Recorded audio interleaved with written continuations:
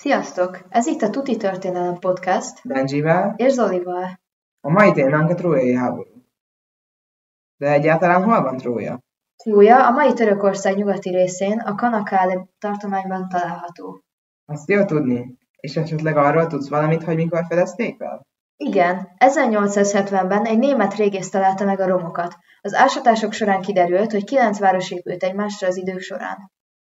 Úgy tudom, hogy Trója nevéhez egy ókori háború kapcsolódik. Igen, a mitológia szerint azért tört ki, mert Tetis istennő és Peleusz király esküvőjén Eris, a viszály istennője begurított egy aranyalmát a legszebbnek felirattal, és összeveszett 3 istennő, Héra, Athéné és Afrodité, hogy kié legyen.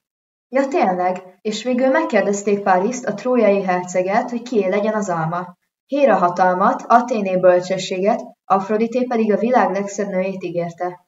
Párisz végül Afroditének adta az almát, és tőle megkapta szép Heléna szerelmét, aki a spártai király felesége volt.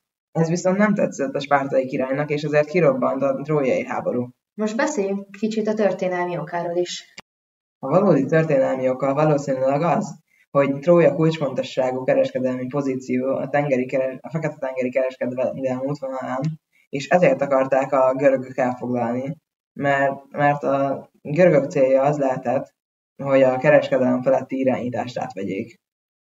Nem ez az egyetlen egy opció van, azt is gondolják, hogy görög túlnépesedés miatt akarták elfoglalni Tróját, mert termőföld hiány volt a Görögországban, és új települési helyeket kerestek. Mi történt a háború végén? Odysseus kitalálta a trójai falót, ami azt akarta, hogy építettek fából egy lovat, amit a trójaiaknak ajándékozták, viszont a belsejében görög katonákat rejtettek el, és bejutottak a városba, és este támadtak, és ezzel a csellel megnyerték a háborút. A Trója nevéhez nem csak a háború kötődik, hanem Pécsett egy giroszozó is. A trójai girosz néven. Majd szívesen elmennék oda.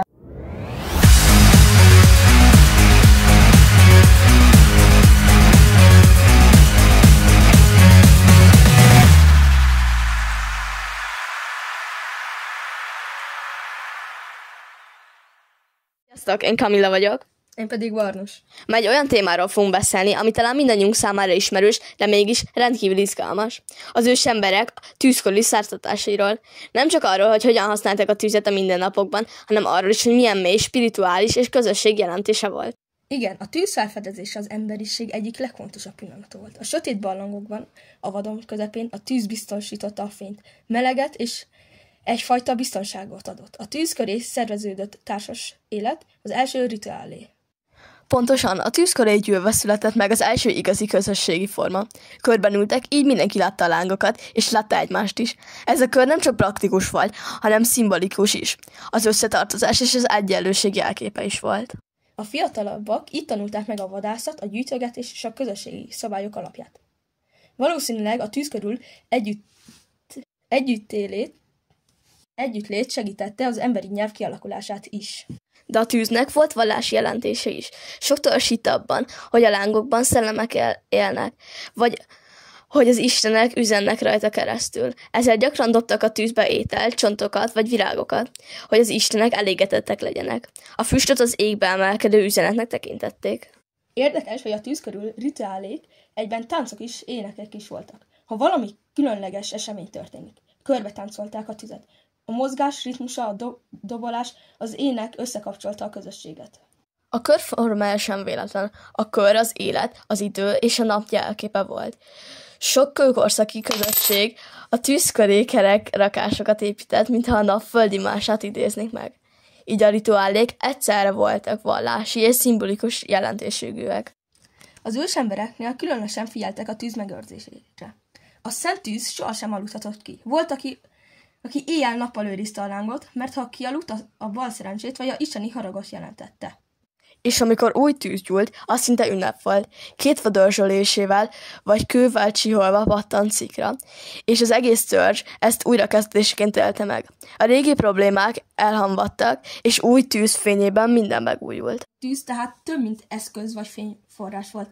Ősi szimbólum, ami az emberi kultúrát, hit és közösség legmélyebb alapját jelképezi. És amíg a láng ég, addig a kapcsolat velünk marad. Köszönjük, hogy meghallgattátok a Lángkör epizódunkat. Sziasztok!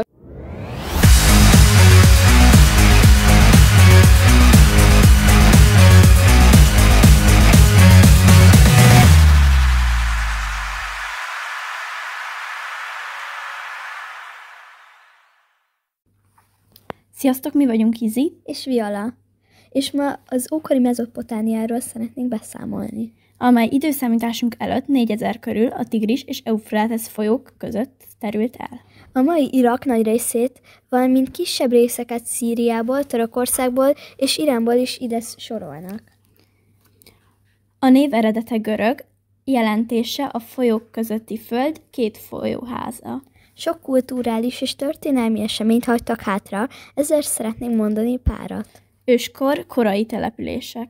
Mezopotámiában akár már korán megjelentek a letelepedett életformák és az agárium. Sumer civilizáció. Déli Mezopotámiában, Sumer, jöttek létre az első városállamok, mint Ur, Uruk és Lagasz. Itt alakult ki az éghírás. És az első könyvtárat is itt alapították, valamint az első könyveket is itt írták. Akkád birodalom.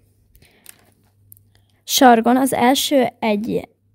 első, aki egyesítette Mezopotámiát, létrehozva az első ismert birodalmi rendszert. Hammurabi törvényei nagyon szigorúak voltak. A híres szemet szemért elv innen származik. Ha valaki egy házat rosszul épített, és összeomlott, az építők kivégezték, viszont ha jól dolgozott, földet vagy pénzt is kaphatott jutalmul. Ugye Ur és Uruk városában alakult ki az éghíres, úgyhogy a gyerekeknek iskolába kellett járnia. A gyerekek agyagtáblákra írtak ezekben az iskolákban. Fun fact, már akkor is voltak hetesek, akiknek az volt a feladata, hogy az agyagtáblákat, amire írtak, összegyűjtötték, és újra kinyújtották, hogy másnap is lehessen használni őket.